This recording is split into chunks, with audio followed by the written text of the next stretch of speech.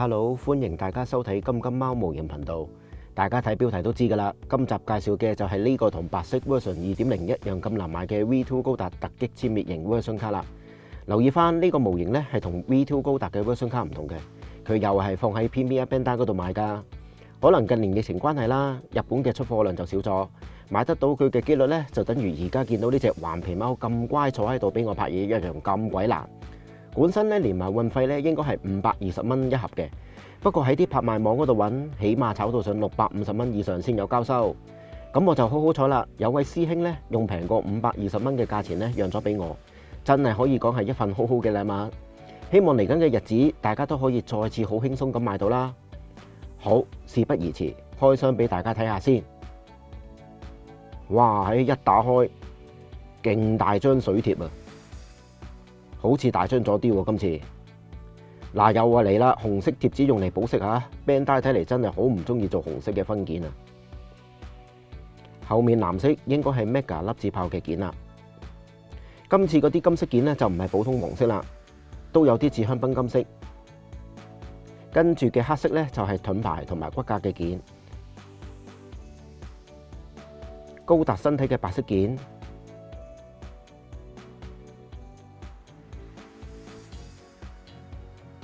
有喎，有紅色嘅件喎，呢個係腳板件啦。有透明嘅光盾，呢兩塊呢，有啲係裝甲同粒子炮嘅件嚟嘅。嗱，頭先呢唔記得同大家睇啲金屬件係咪隱藏水口嚇？Bandai都好識做啊，啲金色件呢都做咗隱藏水口嘅。跟住就睇說明書。哇！有啲似以前嗰啲 MS 大全嘅感覺啊，好靚！哇！呢頁啊頭痛啦，有咁多板件嘅咩？嗱，我數過啊，有成23塊板件咁多嘅。跟住就由身體到頭啦，之後手部腳部慢慢砌啦。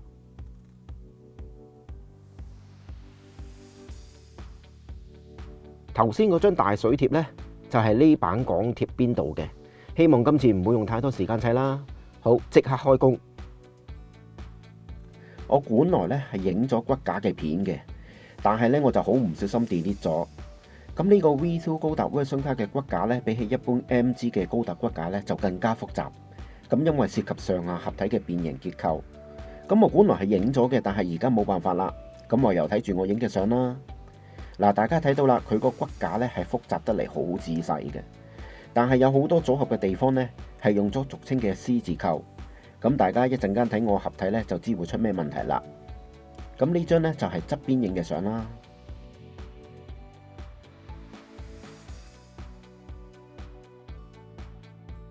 首先俾大家睇下個核戰機先。嗱，佢呢盒 MG 呢係可以組合兩架嘅。咁轉緊圈呢架呢，我就貼好晒水貼嘅。咁另外嗰部呢，我就用佢嚟合體啦，因為一進行合體呢，件與件之間就一定有機會刮走啲水貼，咁所以呢，我就唔想嘥心機貼啦。咁同個新合體之前呢，就想俾大家睇下兩部核戰機有咩分別。咁掹開個頭俾大家睇下，嗱，最大分別呢，就係有一個 V2 頭係有瞄準鏡嘅，咁大家睇唔睇到啊？嗱，我用支牙籤指一指俾大家睇。咁我建議呢，合咗體呢就換咗個頭算啦，唔好成個核戰機換，因為都比較煩嘅。咁大家一陣間睇個合體過程呢，就知點解我咁講噶啦。個身體呢就係咁樣嘅。嗱，轉個圈俾大家睇睇。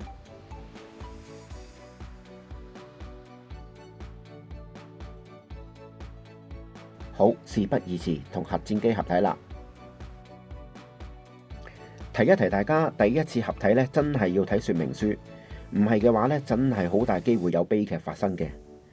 首先企喺呢個位，睇到個 V2 頭，跟住將個翼位伸返入條坑，之後將呢個白色件呢盡量伸入去，咁令到個頭呢可以伸到上嚟。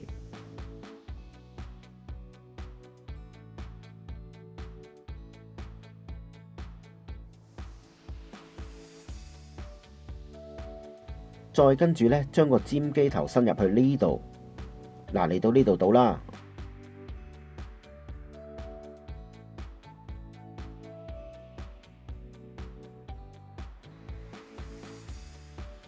會頂住嘅。最後呢，就將個尖端屈成咁嘅樣，可以插入去個身體度噶啦。嗱，希望一次就成功啊吓！睇嚟順利啦。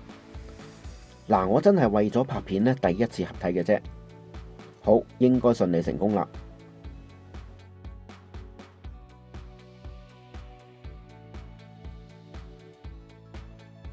白色個基底件呢，要咁樣呢先令到個頭呢拔得到條頸出嚟嘅，所以大家要留意啦。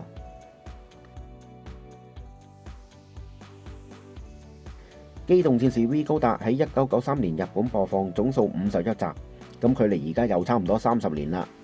咁呢套高達動畫呢係 UC 世紀嘅最後一作。我記得呢自己第一次睇呢係喺2003至04年買 VCD 翻屋企睇。香港所有電視台呢都冇播過 V 高達，咁可能因為個古仔寫得人多啦，電視台驚投訴，於是就冇播過啦。咁我記得讀書嗰陣呢，坐喺我前面嗰位同學呢都好中意高達嘅，不過就唔中意 V2 高達個設計呢太過流線型，特別係心口呢個位。佢話覺得啲裝甲太薄啊，好容易就俾人打爆。咁不過而家睇翻呢，其實好有心思嘅個 design， 特別係金屬呢個位啦，配合翻額頭嗰條天線，就係 V2 啦。好有特徵㗎。嗱，試下啲可動俾大家睇下啦。個頭可以轉到咁嘅，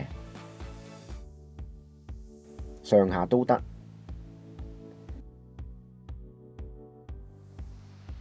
跟住到隻手可以屈到咁樣啦。手臂呢，向前向後係冇問題嘅。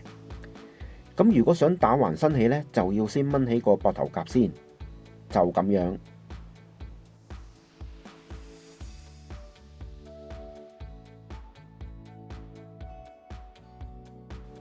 跟住到腳向前舉起90度冇問題，不過向後呢，就會俾後面嗰件甲呢頂住噶啦，最多可以屈成咁嘅樣，又或者咁樣。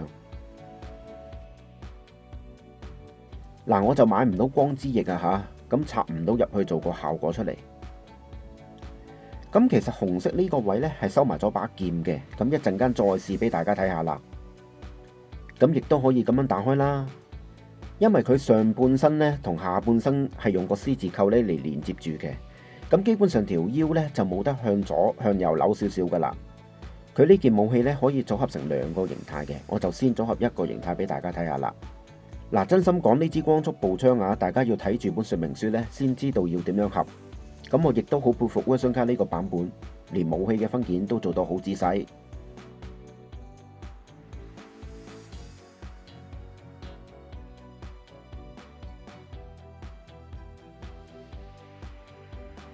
我可以話俾大家聽，呢個 MG 版模型最簡單嘅換裝就係支槍啦。又轉個圈俾大家望一望啦。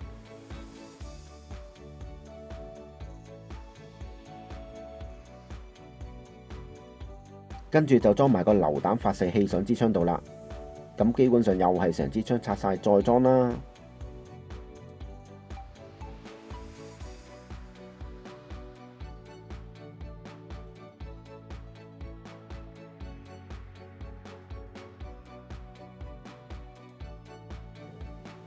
嗱，大家可以換翻有瞄準鏡嘅頭，咁我諗大家玩機戰都見過噶啦。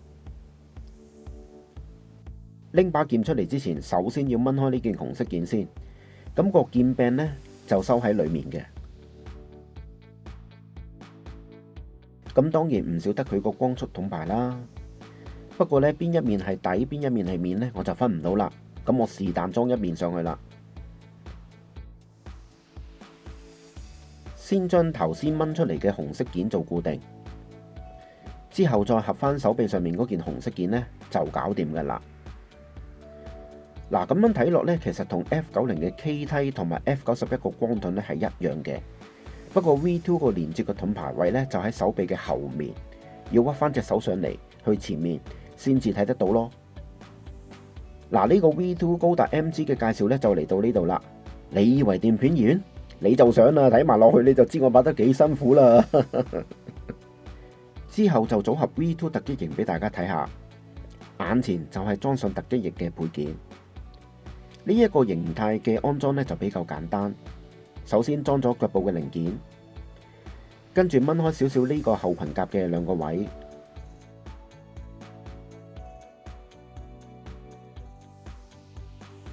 再套上兩件藍色零件，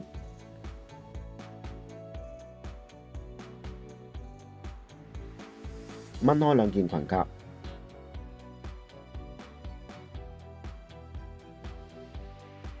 將一陣間嗰件零件呢插入個窿嗰度。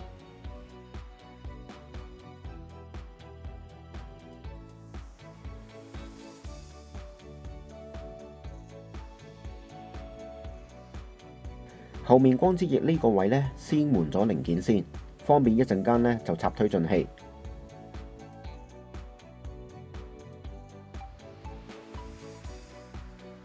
好啦，最後將 Buster Equipment 呢一個空隙位呢套落嚟呢一度，跟住呢就再將呢個扣位呢扣實。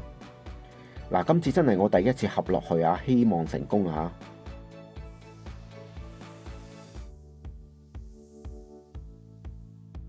同埋咧都要用啲力咧壓落去個機尾位咧，等嗰個 equipment 其餘嘅扣位咧逼實佢啊！咁記得啦，裝埋個推進器咧，去翻頭先換零件嗰個位咧，咁就完成噶啦。終於搞掂。嗱，呢個突擊型嘅最大特徵咧，就係背脊上嘅呢一支巨型光束炮啊，同埋佢隔離嗰個擴散光束炮。就咁樣睇落呢，相比起就咁一個 V2 呢，裝咗 Buster Equipment 呢，令到成個 V2 呢多咗一種重武裝嘅感覺，令到俾人嘅感覺呢就冇咁單薄啊！咁唔知有幾多師兄係中意呢一個形態呢？咁合咗上去 V2 個身上，背脊上嘅兩支炮重量呢，係唔會令到 V2 嗰個腰部位呢出現明顯向前傾嘅情況。咁亦都要歸功呢 Version 卡設計呢一款骨架啦。不過最重要咧，大家要注意，就係將兩支大炮裝上 V2 個機翼嗰陣啊，將啲扣壓落去咧，真係要好小心。唔係嘅話咧，係有機會壓爛嘅。咁如果裝實咗咧，就唔會出現呢個背脊上面跌落嚟嘅情況。跟住落嚟就到換上 V2 Assault 俾大家睇啦。嗱，不過首先啊，就要將 Buster 方嗰啲件咧掹落嚟先。首先由腳嘅膝頭位開始先啦。掹開少少呢兩件藍色夾，跟住套翻件金色件上去。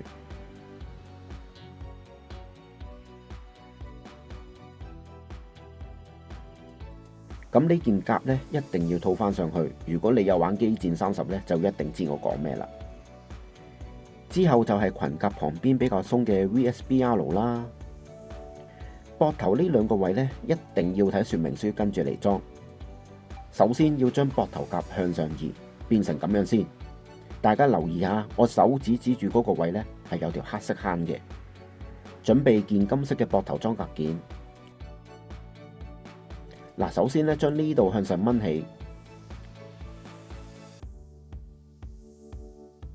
跟住就將呢兩個黑色葉呢向外開，再將呢個扣位向上拉。重點咧就係將個扣嘅連接位插入去呢個黑色坑嗰度。嗱，希望一次成功啊吓！套得啱嘅話，你會感覺到咧係插實咗嘅。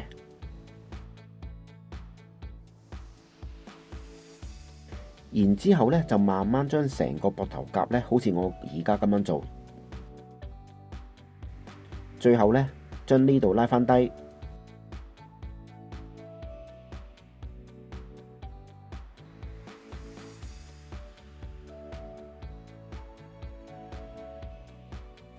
正式裝好，另外一邊亦都咁樣做啊！我可以講，成個 Assault 方呢最難裝就係佢兩個膊頭嘅裝甲啊！咁唔知道有呢盒 MG 嘅模型朋友呢，都同唔同意我嘅諗法啦？但係裝咗上去之後呢，我個人就比較中意呢個方嘅外形。不過好可惜啦，就係 V 高達呢喺 UC 世紀當中。好多 fans 咧都會覺得，因為同之前嘅高達古仔冇乜嘢任何關聯，就變相咧令到 V 高達咧被邊緣化咗。咁當然啦，佢嘅動畫受歡迎程度咧都係一個影響。所以 Bandai 咧喺2018年咧先至將呢一個 V2 高達咧首次 MG 化。咁講真啦，我呢20年咧就冇接觸過高達模型嘅，今次都係我第一次擁有 V2 嘅產品，仲要係 Version 卡。我嘅感覺咧就係無論你係 UC 系、Speed 系，又或者係00系，甚至渣古吉姆系嘅 fans 都好啦，每一部機體其實喺每位 fans 心裏面嘅印象同地位都係唔同嘅。中意乜嘢機體無分高與低，我係比較中意呢一個 ASUS 方嘅。好啦，發完牢騷，呢個呢就係成日都遺忘嘅 V2 VSBL 炮啦。咁佢嘅巨大光速來福槍同埋巨大光速盾呢，我會合埋去 ASUS Buster 方嗰度呢，再一次展示嘅。好啦， V2 高達嘅最終方終於俾我組合到出嚟啦，可惜我買唔到光之翼啊。咁呢個方嘅出現，玩開模型嘅朋友都一定會意識到，外觀雖然係型，但係所有嘅可動呢都已經冇晒啦。嗱，如果有玩開 F90 嘅朋友呢，一定都睇得出支槍呢係發展自 F90 P 梯嘅，而盾呢就係 K 梯。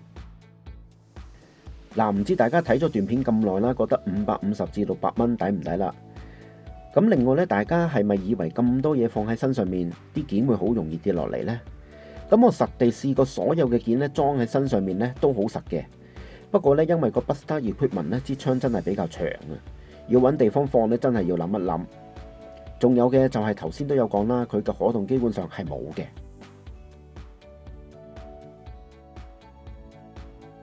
最多咧就只係將兩隻手舉起咁樣嘅啫。嗱，大家睇到啦。